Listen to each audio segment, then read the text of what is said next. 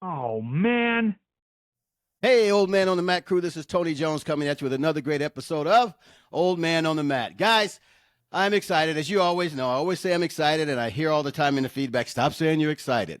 But you know what? I'm excited, guys. I'm really fired up.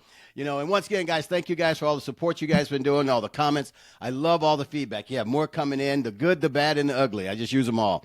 But appreciate you guys on all the merch and all that stuff over there at Old Man on the Mat, all the follows, all the good stuff, guys. I really appreciate you guys. But with that, I have a great guest here.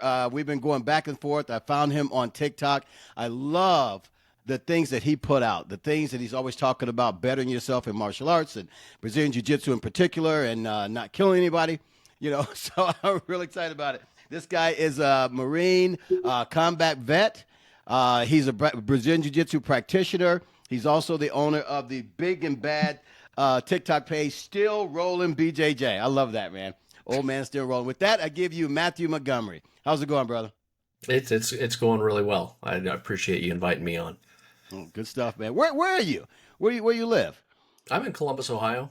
Columbus, Ohio. Yeah, Central Ohio, the heartland. Wow. Originally from Colorado, but here in Ohio. Stuck in Ohio. Yeah. You know what? I met a friend out there. We've been seeing each other for a couple, for about I can't remember how long, but I've been in Ohio for more times than I thought I would ever be in Ohio. And I keep going back there, and I'm impressed with the little area, great restaurants and stuff. And she's right out there at, what is that? I just had a brain fart. It's close to Columbus, I think. Okay. So I don't know. Well, But Columbus is a big town. It's actually the biggest city in Ohio. really? Yeah. I guess at this point in my life, I've lived in Columbus longer than I've lived anywhere else. Okay. Even though I've lived all over the country in different parts of the world as well. Uh, I'm okay calling Ohio home at this point. Okay. I Gotcha. still miss the Gotcha. trees in the mountains, but I'm a Buckeye now. So. A Buckeye. Okay. Oh, it just hit me. Westerville. Westerville. Oh, okay, yeah, that's right down the street. Actually, the gym that I train in, Gracie, Ohio, is in Okay. Westerville. Oh, nice, man. Good Yeah, stuff, man. yeah, Awesome. we're next door neighbors. Okay, good stuff, man. But I'll probably be back there again in Westerville, Ohio. But Okay, well then you got to drop in. You got I to got come to see try. me, and let's roll at Gracie, Ohio. Oh man, every time I roll with somebody, I always say I'm getting beat up. That's okay. I'll just get beat up. That's all right That's, though. that's you and me both. Hey, brother. Well, you know what? Let's jump into this, man. Tell me your story. Tell me how'd you get involved in. Tell me your whole story. I know people want to hear all that, and I think that's really So, cool.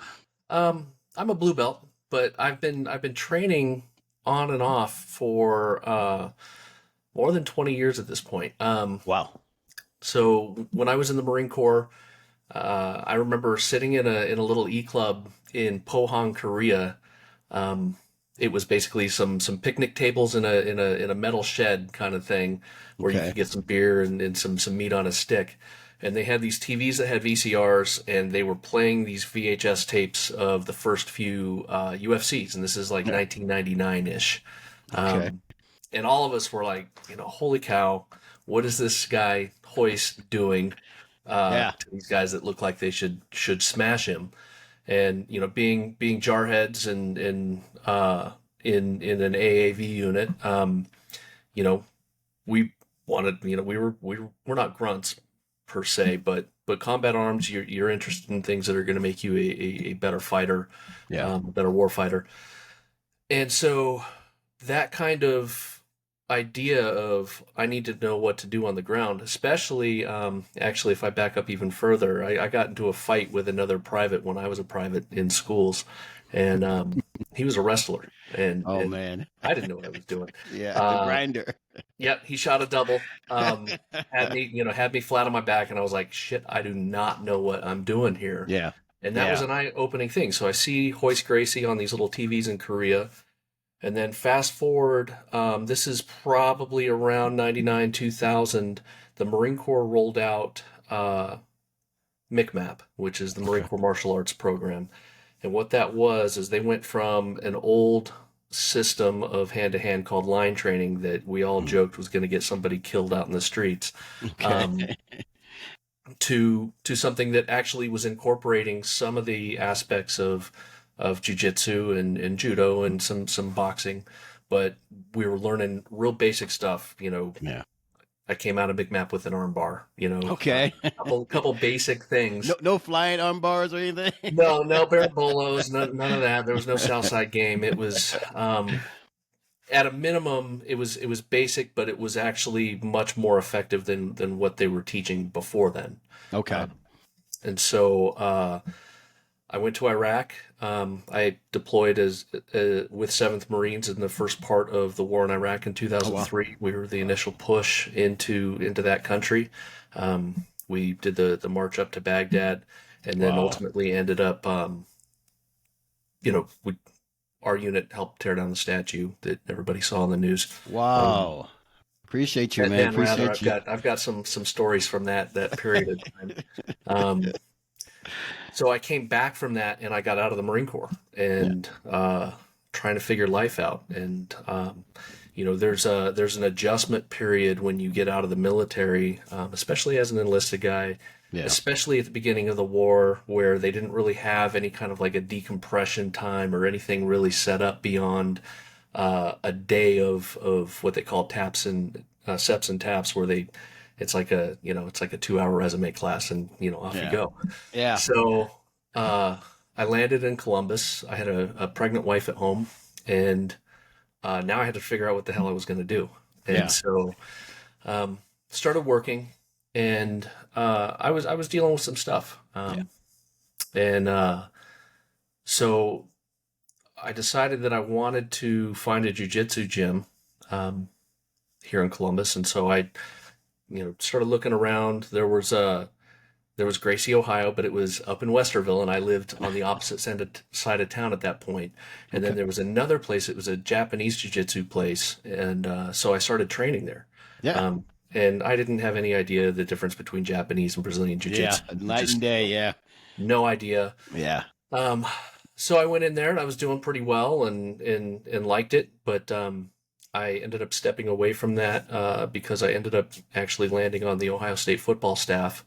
Wow. And that job, it was 6 a.m. to 10 p.m., 7 days a week. Wow. Through the entirety of the season. You don't have days off. Wow. Which was a tremendous experience, but obviously I wasn't training. Yeah. Once I did that for a couple of years, and then I left and became a defense contractor down in South Carolina. Okay. I started training at a place called Charleston MMA, that eventually became an ATT affiliate, and I'm not sure what they're doing now. Okay. But there was a great coach. His name was Casey Callias. He was a Gracie Baja black belt. We weren't Baja affiliated, but really good black belt. But I wasn't training regularly because I was traveling 200 days a year as a defense contractor. That'll do it. So I was That'll gone. do it. Eventually moved up to Boise, where I started training at Combat Fitness, which is now SBG Idaho. Okay. When I was there, I was still a white belt, had never been promoted, anything like that. And I should almost say that, like, I took some jiu-jitsu classes in those first periods that I just talked about. Okay. And then the first time I really, like, I guess maybe when it started registering, like, what jiu-jitsu really is supposed to be and how you're going to get any good and how you're going to actually take anything serious as far as consistency and in those things, I would say SBG was kind of where I started figuring some of that out. Really great coaches there in Boise, Idaho. So if you're listening, go visit SBG in Boise. There you go. So started training, and I got into a really bad motorcycle accident. Oh, wow. And spent about a month in the hospital. Wow. Yeah, almost lost my leg. Holy cow. What happened? Took me completely out of obviously training, but I also had to figure out, walking. Yeah. So one of the big moments in that process is I was so bummed that I wasn't going to get to keep training. But one of the first people that visited me, the first person that visited outside of my immediate family, was guys from the gym. Jack Lavoie, if you're listening, you were the first dude to show up and be like, man, I hope you recover. That's awesome, man. I love it. So it really told me that, like, the relationships that you're building on the mats number one, they're important. Number two, people actually really do kind of care about your well-being, Yeah. at least within in a tight-knit gym community. So anyway, ended up eventually moving back to Ohio. And I would say at the end of COVID is really when I was able to get consistent um, in the gym Yeah. again after injuries and moving and raising kids, coaching Yeah. baseball, doing all Oh, that yeah. stuff. I'm an empty nester now, and Oh, so man. I can go do the thing that I like the most. Yeah. The hobby that I have ain't going to the bar. It's going and training and doing jujitsu. That's So cool, man. I get a lot out of it because of the mental aspects, but the physical piece of it too. I Yeah. mean, it's jiu-jitsu is what you are going to make of it. Yeah. If it's just a workout for you, then that's all it can be. But it can be a lot more if you decide that it is. Yeah. I don't know if Yeah. that makes sense, but Oh, it does make a lot of sense because I met guys that, on the mat that are, just there as hobbies. Nothing's wrong with that. Nothing's wrong with guys who just show up just to show up, need something to do. Guys need friendships. Some guys just yeah. need some, instead of going out punching guys in the face, they come in the gym, It's all walks of life, man. That's pretty cool, man. Good stuff, man. Now, what do you think when you start getting into, because you've been in the military, you've seen some combat, you've done so many different things, but going into Brazilian Jiu-Jitsu, how did that help? Were you like did you have any like stress going in, thinking, oh man, I got to calm these nerves and all this stuff, or Man, I thought when I was driving to jiu-jitsu for the first time, I was on my way to go get in a fight. I was, I was, I was like, here we go. Like we're you were gonna, ready? I had it in my head. And also, back in these days, jiu-jitsu really was not becoming mainstream. And as far as mainstream and how I think about jiu-jitsu today, I mean, I Yeah, might be in a bubble because all my friends are jiu-jitsu guys and we all know all about it. But yeah, back then, man, it was, uh, there might be one or two black belts in a city, yeah, let alone in a gym. yeah, Um, so yeah, I thought I was going to battle, and I had all yeah, that fight energy in there. And then once, obviously once you start training and you realize that, it's that's completely unnecessary. yeah. Uh, yeah, that's but yeah, I was pumped, and I would also say probably pretty early on, as I kind of stopped training and started training, I still had some of that nervous energy coming back, Yeah, when I change gyms or go to a new place, just because you don't know the guys yet. yeah. Not I'm going to get into a fight. Mostly I'm like I don't want to embarrass myself and die. Um, Well, but I get that. I get it, man. Now, uh, when you first stepped on the mat, did you get like mopped or any- these guys, first time you got to roll, with somebody, so he knows a little bit. Let me just grind him out a little bit. So actually, in that Japanese jiu-jitsu place, I held my own. I Okay. was in my early 20s. Oh yeah. I am a what I see on socials, a high calorie grappler.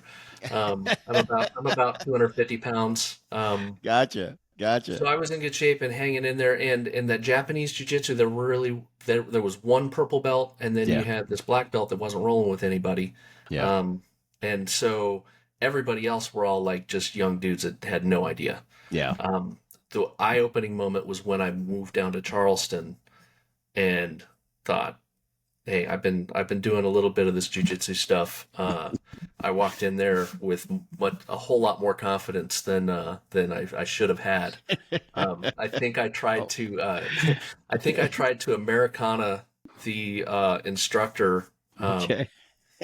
uh, from his close guard. All Uh, right then. yes, and I can still remember he giggled and then swept me and And but by the finished end it of that flow with that. workout I ended up puking. Oh man. I got destroyed in that session. Wow. Um, so it was one of those moments. It was like, holy cow, okay, I really don't know shit yet. Yeah. Um, and then in Boise, the time that I was able to train was based on my work schedule and everything. It was basically their competition practice. And Yeah. SBG back in those days, and still to to this day. There were guys fighting in Bellator. There were guys fighting, on the local circuits. It is a fighter's gym, and these guys were all good. And so I Yeah. was just getting,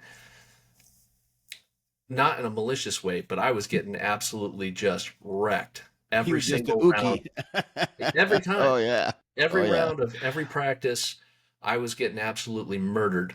Yeah. Um, and after about 6 months of that, I was actually like starting to question, like, am I getting any better? Am Yeah. I like, is this a thing that I can do, or am I just kind of cannon fodder for these guys? Yeah. Um, and then one day a new guy came in, and I got paired up with him, and all of a sudden my stuff worked.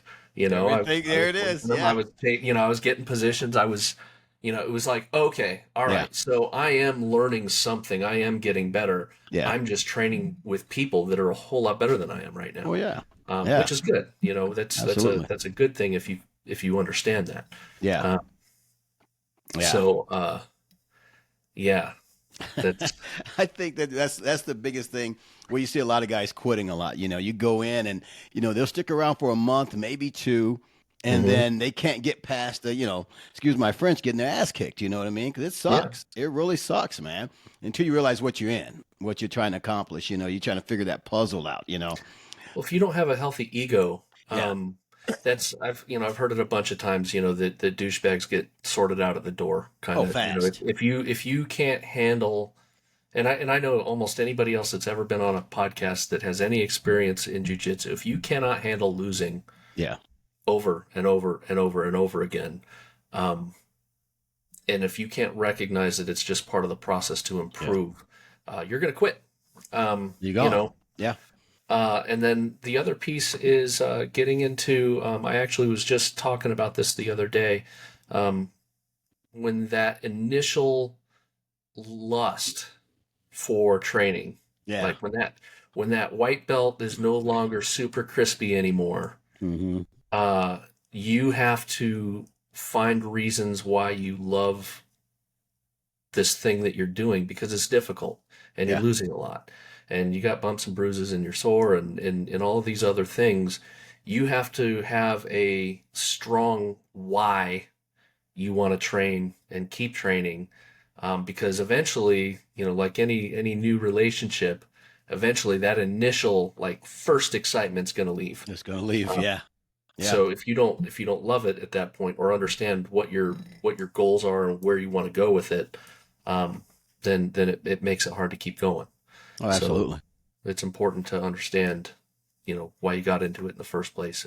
It's like a relationship; you got to put work into it. Yeah. Yeah, Uh, absolutely. Absolutely. When I so joined, I've been in martial arts since I was 8 years old, and you mentioned Japanese jiu-jitsu, mine was Kodokan jiu-jitsu, was Japanese, third-degree black belt in that, coming up as a young guy and all that. Then you go into all these other arts. But every art that I went into, I made friends, and that kept me around for a long time. And so when I came to Brazilian jiu-jitsu as an older guy, I made some great friends, and yeah, because I understood the culture of martial arts. I didn't understand the culture of Brazilian jiu-jitsu because everywhere I went, I tried different places, because I always said, I want to learn this art. Everybody's let me try this. I've done judo, I've done all those others, and I've done to higher levels in those. And I said, let me try Brazilian jiu-jitsu. But every school I went to, I tell you, I think this is one of the negative things about Brazilian jiu-jitsu is it was just a gym full of meatheads, and they always wanted to test me when I walked through the door. And I'm like, I'm a white belt. I don't know any of this stuff. I want to learn this. And it became, oh, he's, because you tell the instructor, I'm not just a sandbag. I'm telling the instructor, this is what I've done, but I want to learn this. And oh man, it was like a red, just a light bulb. These guys were like, kill this guy. And I'm like, what are you doing? I'm not trying to fight. I'm here to learn. And then I yeah, found one school, Lake County Brazilian Jiu-Jitsu, and I went there to thinking the same thing's going to happen. I was just like, you know what, this is my last thing. I'm getting too old for this anyway. I want to try it. And I walked into a gym, and it just changed everything for me. I knew that was my home. The people were great. They beat me up with a purpose. mhm, yeah, And we just became friends. And I think that's what kept me around the Brazilian Jiu Jitsu, getting past, because there's not a lot of egos in there. You know what I mean? And like you yeah. said about egos, you got to be able to, taper that back. Well, and every gym has a different flavor. Yeah. Every gym I've trained in Yeah. has been unique in its own way. Whether it's the people, everywhere that I've gone, the people have generally been good. Yeah. And I've made good friends in each place that I've trained. But, if you are in your mid 40s or you're 50, you may not want to train at the fighters gym that's putting guys in Bellator, right? Or the, Exactly. UFC in those kinds of places. Exactly. We kind of chuckle in my little circle that, we're in a little bit of an older guy gym. Yeah. Um, That's a good thing, man. uh, yeah, well, there's a lot of dudes that I'm training with that have gray hair like I do, Yeah. and we understand that none of us are going to be ADCC champions. Yeah. Yeah. There are some guys in our gym that are heavy into competition and that's what they do, and they do very well. Yeah. But the gym is also big enough that you can train with guys that are kind of on your same wavelength and Yeah. skill and speed. Yeah. And understanding we're going to work tomorrow, Yeah. and Yeah. yeah, I don't know if you had the same feeling as I did. Being an older person going there, you're in there just trying to realize, hey, I'm just trying to stay in shape. I want to be active. I'm not Mhm. trying to fight for my life every day. I don't know if you had that, thinking like, you'll get injured a lot and all kind of stuff. Did that bother you at all? It's obviously aging is something that everybody has to deal with, whether you're on Yeah. the mats or not, right? Yeah. The moment that maybe your son is now better at basketball than you are, Yeah. and you got to figure out other sneaky ways to beat him.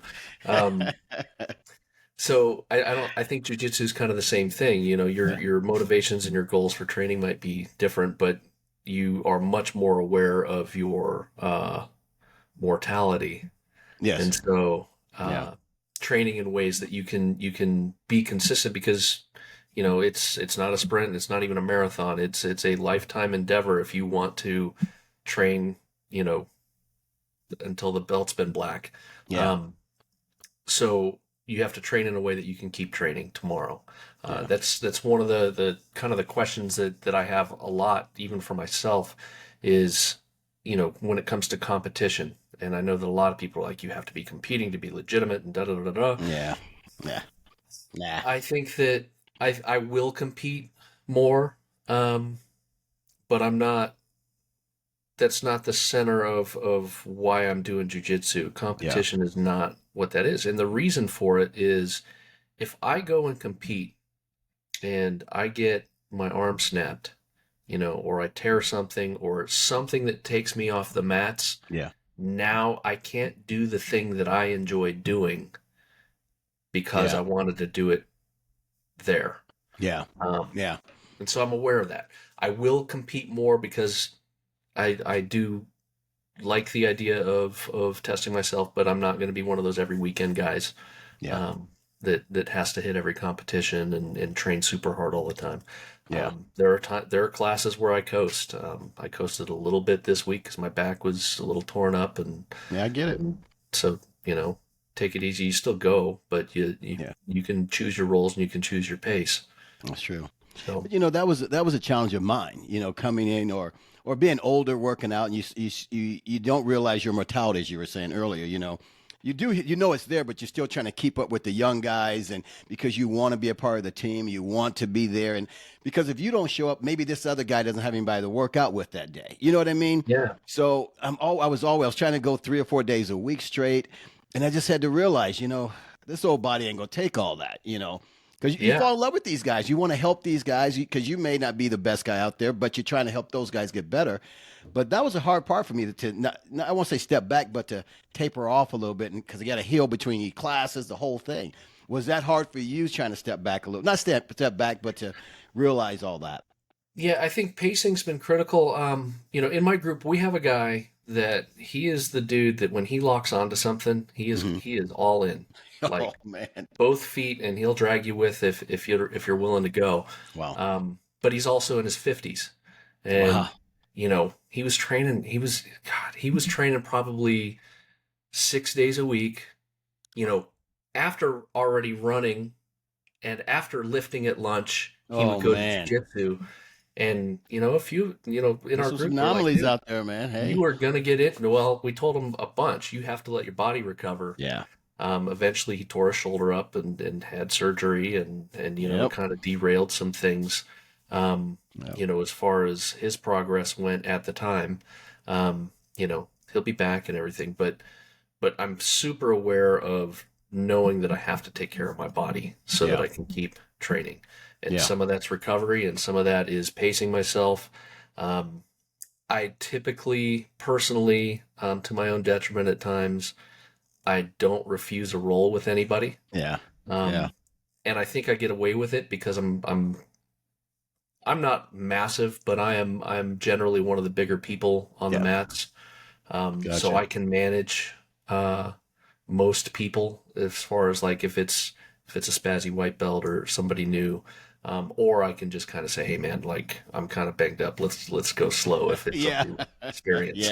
Um, but I will say I dropped in at a couple gyms while I was traveling the last couple weeks, and both gyms I got paired up at times with new white belts, and both of them need to cut their fingernails. Oh man, that is the worst, man. I had 3 tiger stripes across my face my flying gosh. home from a kid, and this is not an indictment on any of the gyms Right. It's that just I the visited. person, man. Fantastic gyms, instructors, great facilities, everything was great, but everybody has had an experience with a spazzy white belt that you know, may or may not have longer fingernails. I bled all over them. It was, I'm like, man, again. But Just both clip your places, nails. yeah. Oh yeah. Oh yeah. That, and the biggest thing is we talk about our gym a lot is the clipping your nails and washing your gis. You know what I mean? Because wow. And it's funny because it's the young guys, you know, being the young guy and athlete, you just throw your gi in the bag and I'm gonna stink it up anyway, so why wash it? Oh Oh my yeah. God. And how long have you been training? Uh, Brazilian Jiu-Jitsu, 5 years? Okay. Five, Yeah. 6 years, yeah. So a decade ago, I mean, a lot of I'm not going to name the gym, but a lot of the guys that were training constantly, they wouldn't even take their gyms home. They would actually throw them over a rope at the end of training, and And then they'd just let wear them again the next, yeah. But oh this is like, and it smelled like a wrestling room. This that's gym, old school. it was very old school, and this Yeah. gym was honestly, so jujitsu, we didn't even have a black belt at the time, and this is back when, I think this is in Idaho. There was one black belt in the state that I knew of. His name was Keith Owen, and he's actually passed away. He's had a great Oh YouTube wow. channel.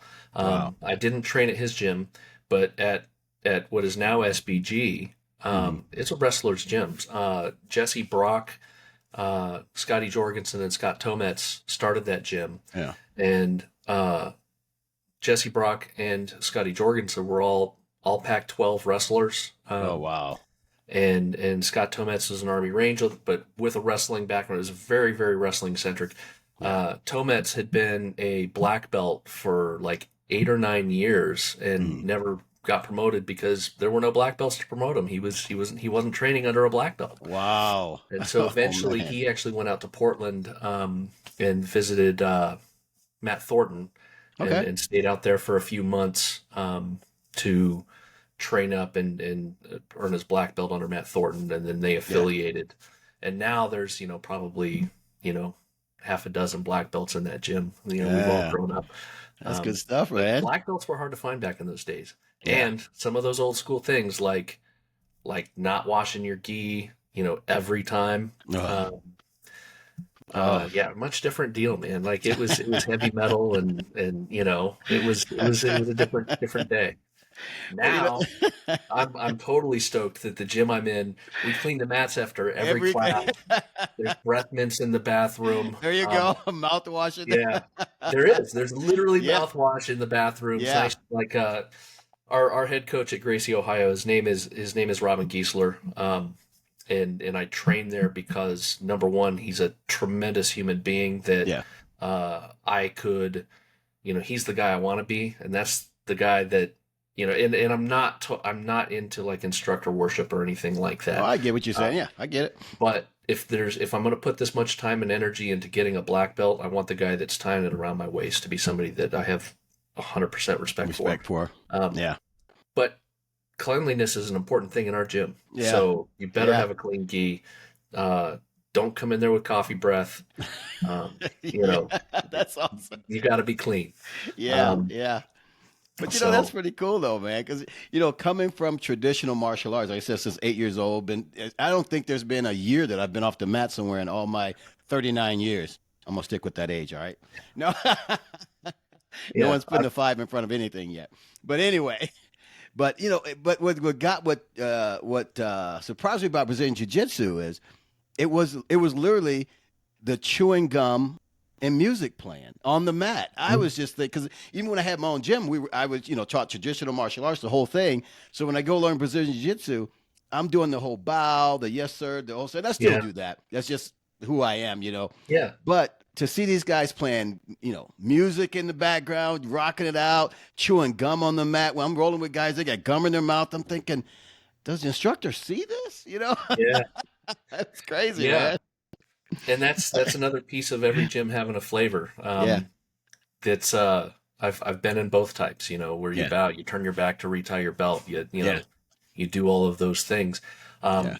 The nice thing where I'm at now is we are a white gi only gym, Oh, but really? Okay. as far as bowing and that kind of thing, if you choose to, go for it, but it's Yeah. not required. Tie your belt how you think your belt might stay on. Okay. There's, you know what I Okay. mean? Like Yeah. there's Yeah. not, some gyms kind of go like way far with it. Yeah. And if that's your flavor and that's your style, then great. Yeah. But Do your thing. yeah, but we're not too strict on that stuff other than the Yeah. cleanliness, which I, is I good. get it, man. Like I said, I say our gym is Lake County Brazilian Jiu Jitsu. I did the bowing. I turned my back, tie the Yeah. belt. I still do that, and I say Yeah. yes, sir, because the funniest thing to me was listening after instructors is a demo and a technique. Everyone's surrounding. Any questions? No one says anything, and I'm Hmm. the only one like, no, sir. Everybody. Yeah. What's he doing? Or yes, sir, Right. I have this again. And Yeah. Carlos and Patty at first, I could tell they were just like, what is he doing? Now they just Yeah. like, that's just Tony. You know? Yeah. And you know what? Keep it, man. If that's you, Yeah. you do you. Yeah, that's a tradition, man. But the Yeah. cleanliness is big time, man. I tell you, smelling these geese and getting scratched up, man, it's crazy. Ugh. It's important, man. You don't want staph, you don't want, MRSA, you don't want you don't want the things that are going to take you off the mats. Yeah. And so some of that you gotta be clean. Yeah, Um, exactly. But I've go ahead. I'm sorry. I'm going to cut oh you no, off. it's Go ahead. fine. I mean, I'm a fairly sweaty fellow, so like, as much as I sweat, Yeah. I don't want to be bringing stuff and dripping dirty sweat on people and Yeah. yeah, stinking it up. The worst is if somebody has like cats or they smoke, Oh, um, man. Yeah. yeah, keep your geese clean, folks. Yeah. Oh, yeah. I'll second Yeah, that, man. Keep them clean. Wash, brush your teeth, rinse out, do the whole thing. yeah, 'Cause even in the back of my truck, I got the mouthwash before I walk in. I'm, spitting the mouthwash out. I wear cologne. I do the whole thing. Some guys tease me yeah, about my cologne and my detergent I use, but hey, at yeah. least you're not spelling no BO. It's so funny. There's been a couple of times I don't even know what the detergent is that we have. My wife buys it, but um, more than once I've had people be like, "Your ghee smells really good." Like, okay, Yeah. great. You know, As they're passing yeah, out from a choke, you know? yeah, yeah. So I would rather have that than, hey man, like deodorant works. Yeah, So yeah, exactly, man. yeah. But listen, going into Brazil at your age, now what age did you start? I mean, when you finally got, I know you said 20 years ago, but as you're starting to get more committed I'll to it. say I got more serious about it in my 30s. I Okay. think, and I think that I was going through stuff when I got out of the Marine Corps. I had Yeah. some PTSD. I had injuries. I had some things in my life that I needed to get squared away. Yeah. Um, and I think that in my younger years, and nothing terrible. I'm not a felon or anything, but Not and you yet. know what? If you're a felon, fine. Um, Yeah. but I was drinking a lot. Yeah. I had some troubles with relationships, and Yeah. and and so working through PTSD and those things, um, I had to work on myself. And Yeah. and when I realized that jujitsu could be a vehicle for improving my life, not, like I said, when I first started training jiu-jitsu, I thought I was learning to fight. I was thinking I'd compete in MMA and, Yeah. try these other things. But when I realized it was a vehicle for me mentally and kind of a therapy, and I'm not saying that therapy doesn't, traditional therapy doesn't have value. I think that it's absolutely legitimate. My mother's actually a counselor. Okay, gotcha. But So's my sister. jiu-jitsu for me is a vehicle for my own mental well-being more than it is Yeah. physical. It has, not just the you have the camaraderie, right? We've talked Yeah. about that a little bit. Yeah. The friendships that you make, the friendships that I've made on the mats are the most similar to the friendships that I had in the military. Okay. And I've thought about this. These friendships, and I've heard somebody else in jiu-jitsu talking about it. So this is not my original idea, but I love the idea. The friendships are built on trust and respect at its most base level. The first time you roll with somebody, trust and respect is a given, because you are trusting when you roll with somebody that they're going to let go when you tap. Yeah. You have respect that they're also mutually doing something that is difficult and hard. You know what it takes to be on the mats day in and day out. Yeah. And so you start with that as a base in your relationship, that you build a friendship off of that. And I don't think there's a purer way to do that. Now, in the military, you trust your guys on your left and your right to have your back, to keep their barrels pointed down range. Yeah. And to keep you alive. And you also have the respect that they also volunteer, at least in the U.S., they volunteered to join the military, and they are serving alongside you, no matter what other differences wherever else you came from. At its base level, you are both mutually suffering, right? Gotcha. So yeah, you're right. that trust and that respect is there. And so when you build friendships on that foundation, you're not going to find friendships like that in other places, at least not that quickly. So the next piece is some of the structure stuff, right? You have a thing, you have a goal, you have a mission. Athletes struggle with it. Like, so if they've competed at high levels, whether it's collegiate or professionally, if you have always identified yourself as a football player, all the way through school, especially in college, or if you're one of those elite guys, what are you when you're done playing football, right? So if you're in the military, if you're a Marine, which I know we're a Marine for life, but or you're a soldier or an airman or whatever, while you're on active duty, that's what your identity is, right? Like you're in uniform, oh, hey, he's a Marine, he's a soldier, she's an airman, whatever it is. You have this identity, and you've carried it for however many years, whether you do 4 years or you do 30. Right. There's a day where that stops. So your athletic career ends, your military career ends, you get out, and now who are you and what are you doing and what is your mission, right? And you don't want to fall into this trap where you feel like the best thing that you've done is now in the rear view. Yeah. Right? And we have a problem in the military, as far as the military and veteran community with suicide. About 7% of people in our country serve in the military, and we account for like 20% of the suicides. Wow. So I think a lot of it has to do with the transition and having an identity when you are no longer serving or no longer in a uniform. And so you have to find a purpose. You have to find things that you can orient yourself to and go at an objective or a mission or however you want to cut it. So if your mission is to be a black belt in jiu-jitsu, then go for that. If your mission is to be a CEO of a corporation, or you want to open your own company, you have to identify something and go after it. Yeah. Locate, close with, and destroy your enemy, right? Okay. So what I've found in jiu-jitsu is I have this thing that I'm trying to get good at. Okay. And it's hard, and it's not easy, and it's not come naturally, you know. If it was easy, I probably wouldn't be doing it. Yeah. I would lose interest. Yeah. And so I have a little bit of a mission to complete things that I've started. So I'm Okay. also finishing college finally. I'm going to go do an MBA. I'm in this Wow. phase of my life that I want to finish things that I've done, and I want to get to levels that I've idealized rather than given up on them. Wow. So jiu-jitsu for me, that's the vehicle. That's my why. Okay. Is I decided a long time ago that I wanted to get to the top of that mountain, Yeah. and I'm gonna keep climbing. I don't care if I'm 80 when I get there. I was a white belt for like 17 years, so Hey, right? it's whatever. I don't care. The belt and stripes and all that stuff. That's it's a measure of progress and that kind of thing. That's not the critical thing for me, but there is a goal to get up to that level. And one That's of the good. things that I can appreciate is to get to that level, it's difficult.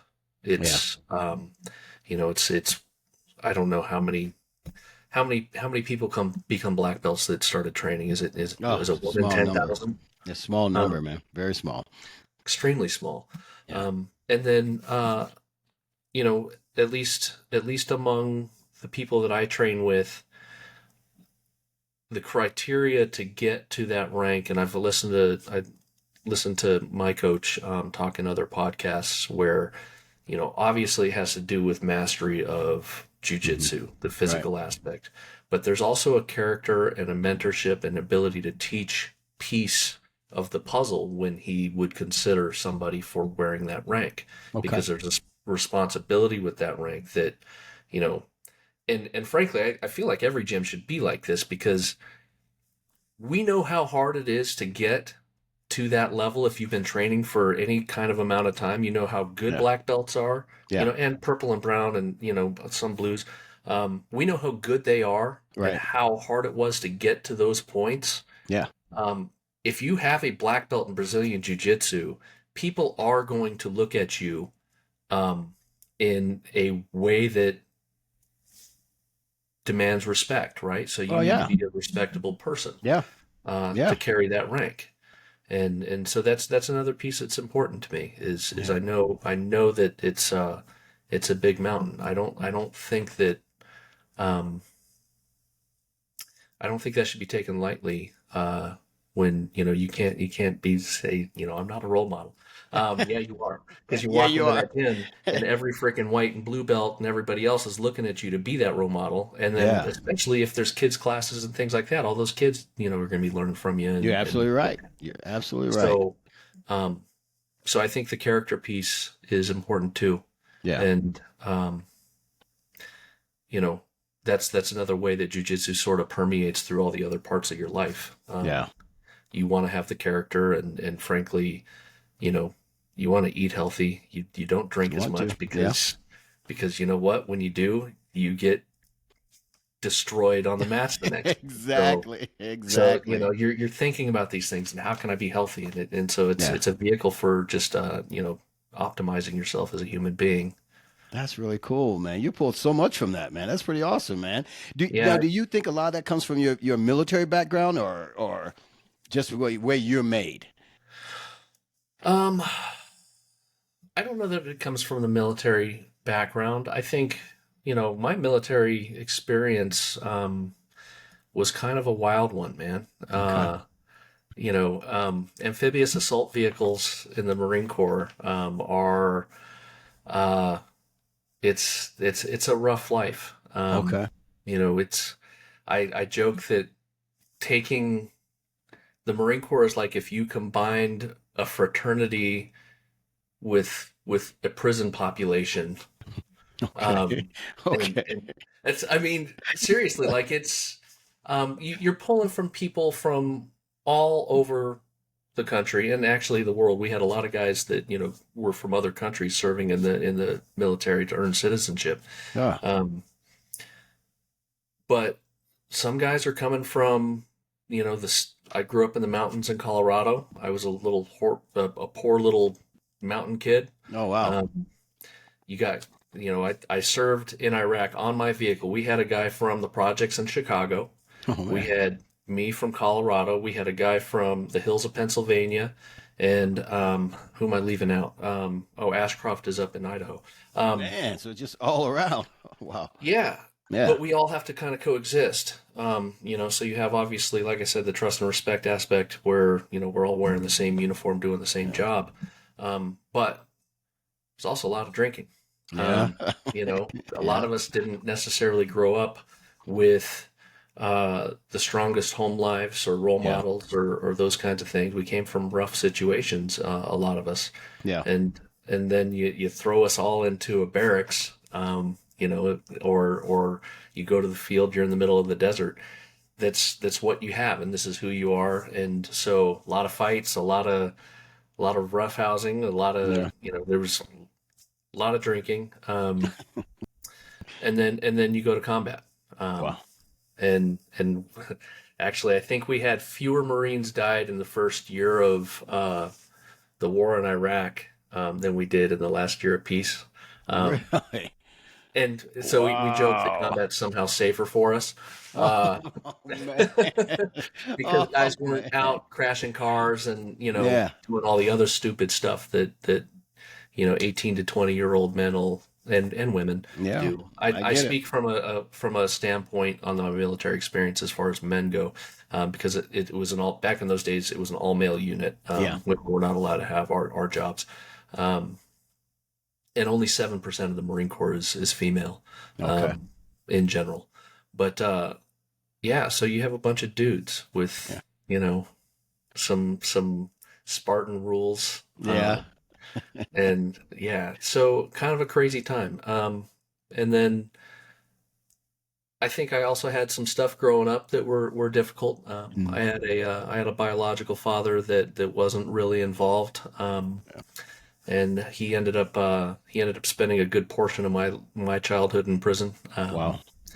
Mm. Uh, I had a mother who had me when she was a teenager. Mm. Um, and she was waiting tables and driving school buses to try to keep a roof over our heads. Wow. She dealt with some very difficult relational challenges. Yeah. I actually remember being in battered women's shelters with her when I was a little Wow. kid. So there was a lot of Wow.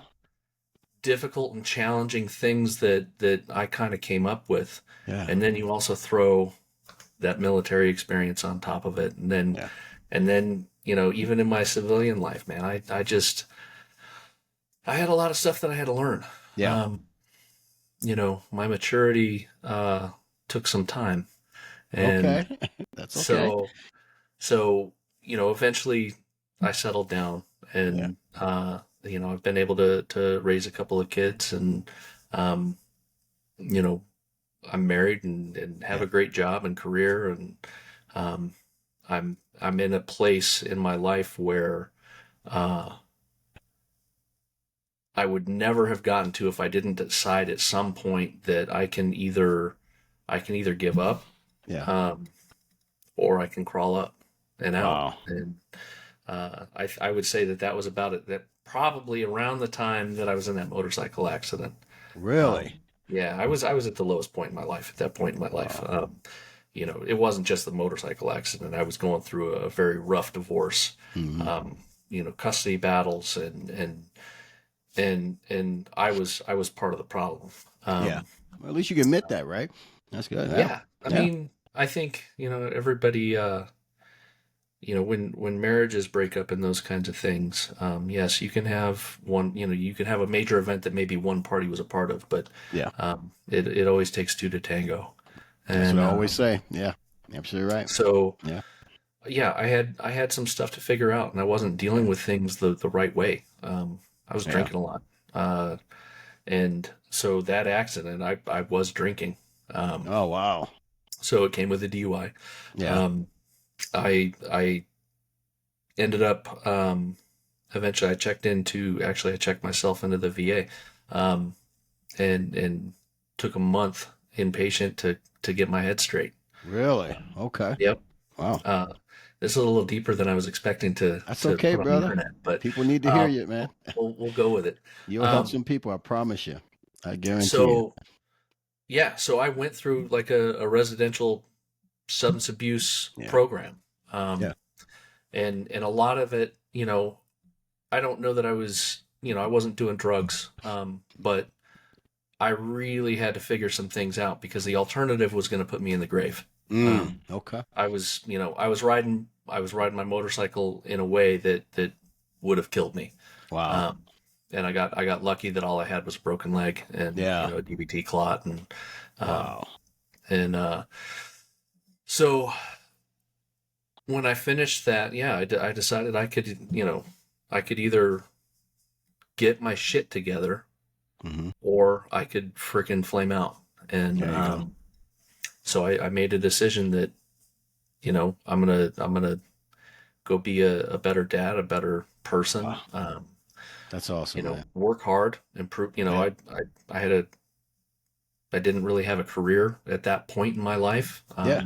I'd left defense contracting, and so so I started that, and now I'm going to finish school. Like I said, I'm a software engineer That's awesome. with a large tech company, IBM. Yeah. And I've been able to raise kids. I adopted my stepson, who's now in college himself, and he's doing great. Awesome. My Awesome. older son is also doing great things, and he's That's married, cool. and he's navigating early adulthood. And the other thing that I've done is I've gotten involved with a couple of nonprofits over the last 10 years. Yeah. I spent a few years on the executive board for a group called Task Force 20. Okay. And I'm no longer on their board, but great people. What that does is that gets veterans involved in physical fitness as a way to cope with depression and those things. That's pretty cool. That's Task Force. What is it called again? It's called Task Force 20. It's tf20.org. Okay. .org. It was started by a guy here in Ohio. His name's Jason Graven. Army veteran, also struggled with some post-service PTSD and those things. And then recently I got involved with the We Defy Foundation and ambassador with them, and I'm going to take on some other roles. I'm helping them with some of their scholarship administration. And what is We Defy all about? Because a friend of mine also, he's a member that he owns ACES Training Center out in Illinois. Okay. And it's Brazilian Jiu-Jitsu so We Black Belt. Defy, what they do is combat veterans who are at least 80%, rated 80% disabled through the VA. Okay. They will provide jiu-jitsu scholarship for new students. Really? So what they'll do is they'll pay for your gym dues, as well as they'll also upfront get you a couple of gis, or if you're at like a 10th Planet or something, they'll get you a couple of no-gi kits. Wow. So that you can start training. Because That's cool. we recognize that jiu-jitsu is absolutely a great thing for veterans, especially the disabled ones.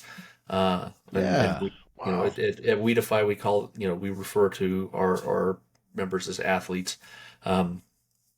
So getting athletes into jiu-jitsu to get started and really learn what it's all about. It's a transformative thing. We Defy last year raised over $1 million. They've got 900 affiliate gyms around the world at this point. They currently have over 600 veterans currently on scholarship. So they're paying pretty all their awesome, tuition. man. Wow.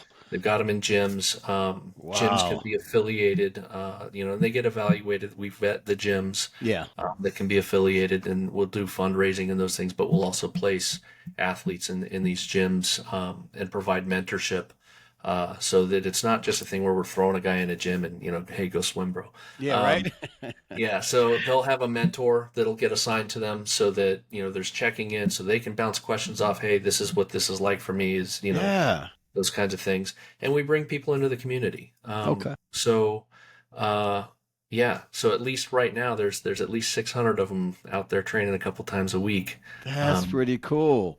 Oh, wow. I commend you on that. Because like I said, my buddy does that too. I didn't know much about it. He was talking about We Defy, and I was, awesome. I'm not a military guy, so I didn't know anything about it, but he's a military, a retired vet also like yourself, Yeah, and That's pretty you cool. know, I, again, I think that it cannot be stated enough the benefits that you get from a mental and psychological standpoint to grappling, Yeah. and jujitsu. I think your brain releases all kinds of great chemicals when you have human interaction and Yeah. contact. Um, and so it's something that is helping veterans at a minimum. And again, it's Yeah. not a replacement for other kinds of therapy, Right. but this does not hurt. At Um, all. At no, all. it's been instrumental in my own growth as a human being. Wow. And so yeah. That's pretty cool, man. That's awesome So that you're doing all that, man. You're giving back so much, to everyone. That's commendable. well, I think that there were times in my life where I needed help and maybe didn't know where to go and get it. I was grateful that I was able to get some help with the VA when I was going through that season of my life. Yeah. And then now that I'm in a spot where, I don't need any help. Well, I probably do. But when I don't need that kind of There help, you go. There you go. uh, yeah, it's good to give back, and it's good to help other people, especially when you see that they're struggling. That one of the reasons I started this little, the way you met me on TikTok, Mm. this still rolling concept. It started out, I was just messing around with AI and Yeah. Chat GPT and throwing things in there. I was like, man, I bet it could help you like make a podcast and, Yeah. these kinds of things. These ideas started rolling. And then I started thinking about it. I said, there is so much content on the internet Mm. as far as jujitsu content where it's all about these elite guys, and that's great. And I watch Yeah. plenty of I it. watch a lot of those, but it is. You're right. You're right. But for every one of those guys that's at ADCC and going to, IBJJF Worlds, there's a dozen more guys like me, Yeah.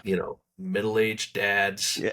military veterans, law Yeah. enforcement guys, Yeah. soccer moms that love jujitsu too. And Yeah. so I wanted to start putting out a positive message, Yeah. where it's not the I think there's some toxic culture, like any Yeah. other Anything hobby or else? any Yeah. other thing. There's some gatekeeping that I see on social media. Mm-hmm. Um, Yeah. and so if I can be putting out some sort of a positive message that maybe opens that gate for the guy that was thinking about it, or the woman that would be way too scared to walk into a jujitsu gym Yeah. without somebody saying, "Hey, no, it's going to be all right. You can go in there. You're not going into a fight. Yeah. You know, your training partners are going to, they want you to get better. Yeah. They want you to improve because they want more good training partners. So it's Yeah. a mutually beneficial relationship. They're not just going to kick the shit out of you. Yeah.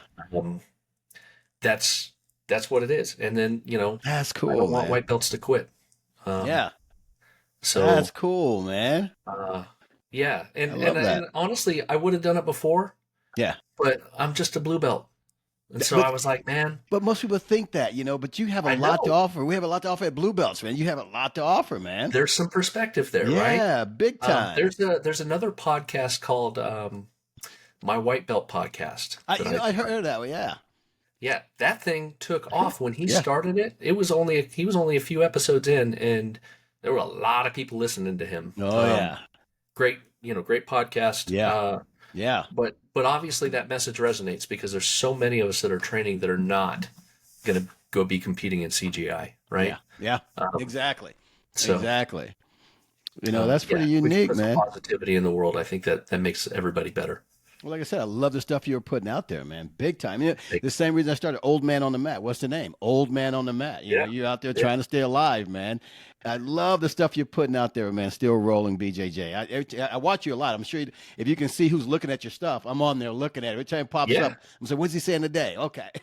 Yeah. And I need to be more consistent. I'm very much a white belt when it comes to social media influencer kind of content Who we creator influencing, kind of man? things, right? You know, yeah, my podcast use had always been kind of a personal, just my personal page and that kind Yeah. of thing. So I'm learning as I go. Yeah. Hopefully it'll get better over time. It will. And It will. and again, what I've seen, even with just the first, I think I started that account maybe 2 months ago. Um, I've got 1,000 followers, or like 1,100, 1,200, something like that. Yeah. But I've had a lot of people reaching out in my DMs asking me questions about, That's first awesome, man. days, walking in. So if I can help one guy get into jujitsu, Yeah. or maybe not quit, Yeah. then making a couple of minutes of videos is That's well all worth it. right. Yeah, So man. That's good stuff, man. I commend you, man. I'm glad, after watching your stuff, I never knew anything about you, but watching your stuff, I was like, this guy's got a good head on his shoulder. Good I stuff. appreciate that. Man, I appreciate you, man. I appreciate all the service you've done out there, man. The things you've done for your country, the things you've done for your other military guys out there. Keep it up, brother. Keep it up, Thank you very man. much. But, before you get out of here, man, because I know you got other things to do, maybe go back to the mat. I don't know. But you got other things to do. Tell everyone how they can find you, man.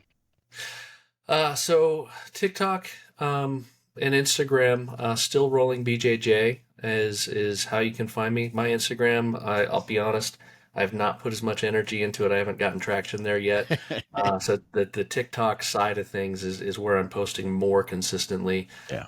I am going to start recording a podcast here All right. shortly. Good stuff, man. I'm kind of laying out some things like that. I'll probably record a few episodes ahead of when I actually start releasing something, so that I Yeah. can get a consistent schedule going Yep. for folks if they choose to listen. There you go. And frankly, yeah, those are the best. Still rolling BJJ is the best place. If you are just starting in jiu-jitsu, or you're thinking about starting in jiu-jitsu, or you've been training 20 years and you like what I'm talking about and you wanna rap with me, just reach out. I'm happy to talk to anybody about jiu-jitsu. You can ask my wife. She's like, "Are you done yet?" Yeah, she's when I told her I was doing a podcast, she goes, "Somebody asked you to talk about jiu-jitsu this time." I said, "Yeah." I said, "Yeah, yep, yeah," That's because good I stuff, don't man. shut up about it. It's really truly my favorite thing in the world. But that's okay, man. That's okay. That's your passion, man. Everyone else talks Yeah, about their passion. What's wrong with us talking about our passion? You know what I mean? nothing at all. And nothing at Nothing at all. all. Well, that's good. Hey, before we go, does your wife train with you at all or no? She doesn't. Okay. And I ask her to all the time. Do you? But she's got her own stuff that she does. Yeah. She does a little bit of boxing. Oh, wow. She is super consistent on the Peloton Yeah. and lifting, and the close contact thing. She just it's not her Yeah, I her get jam. it, man. So um, so I've accepted that. She just has to tolerate me talking about it all the time. If she loves you, she'll listen, and I think she does. Well, Right? honestly, if I get cranky, she tells me to go train. She can That's tell, good. like if I haven't had a chance to train for a few days, I think my mood shifts a little Yeah. bit, and she'll look at me and she'd be like, "Go to the gym." So, I love uh, you, but get yeah, out. yes, go. It's time. Go That's train. cool, man. That is So cool. yeah, and actually, when we first started dating, it was probably our very first date. I said, "Jiu-jitsu is this thing that I like to do, Yeah. and that's a non-negotiable." Like that. Wow. That was set from the jump. Really? How'd she take it? Fine, we're married now, Oh, so yeah, there you go. Duh. Yeah. yeah. But yeah, and that we can get into a whole thing about boundary setting and everything, but yeah, that was a thing where this is a thing that I'm doing, and so yeah, when we dated, I said this is it's important to me, Yeah. and she has never ever you know tried to shut any of that down. Sometimes she rolls her eyes if I'm going like Well, that's for okay. fourth meeting of the week. You know, a lot of people don't realize how many nights spouses that don't train, have to put up with their spouses going to train. Yeah. There's some time away from family and Yeah. some sacrifice there. But if you have a partner that is supporting you and understands what you're doing, then great. That's Um, healthy, man. That's good. You got to yeah, have things that yeah, separate from each other. Big yes, you time. do. It helps a Yep. lot, man. Makes you miss each Yeah, other. There you go. You got to miss each other. yeah, right. Absence. Yeah. Oh man, Matthew, you're awesome, brother. Hey, I got to pick me up a white gi to come out to your gym and train when I come out there again. Yeah, All I and have we are have black rentals gis. too. Yeah. So we have rental keys too when we have people drop in. Are they Great. clean? No, I'm just joking. They are clean. So I'm just again, joking. we have Gracie, Ohio is probably the nicest gym I've ever trained in. Really? Okay. It's very nice. They moved, I want to say 3 years ago Okay. from their old site, so much bigger site. We have two huge mats. Oh, wow. We have Gracie, Ohio's been around for 30 years. Oh, wow. Okay. Yeah. Yeah. Yeah. So the guy that started it with Robin, his name is Dr. Hudson. He was actually the first American-born Coral Belt promotion, Okay. and he was one of the original financiers of the first UFC. Was part of that Oh, Gracie train going into that first. oh wow. Wow. So we are definitely the oldest jiu-jitsu gym in Ohio, and Okay. as far as length and time in business, and that's allowed us to build a great gym and Good stuff. fantastic mats, fantastic instructors, whether it's Robin or Mike or Matt or any of these other guys. We've got a ton of great coaches, and I can't say enough great things about where I train. All right. That's awesome, man. That's good stuff, brother. Hey, when I Come get out visit me. there, And it's in I will. Westerville, so if you're coming out here, you got to train. You're right there. So I go out there quite a bit. So I will Yeah. definitely look you up, brother, and we'll get a little roll All right. on the mat, and I'll allow you to tap me out. Allow you to. You see this? Allow you to. It'd be a little war of attrition, maybe. Yeah, there you go. I'm extremely average, so Yeah, join the club, brother. I told you sure. something below average for the kind of Brazilian Jiu-Jitsu, but hey, they call me the tapper because I tap Okay. fast. Hey, that's that's the key to longevity. There it is, my brother. Well, good stuff, man. I appreciate you once again, man. Thanks for coming on, man. We'll talk soon, brother. All right, man. See you. Take care of yourself.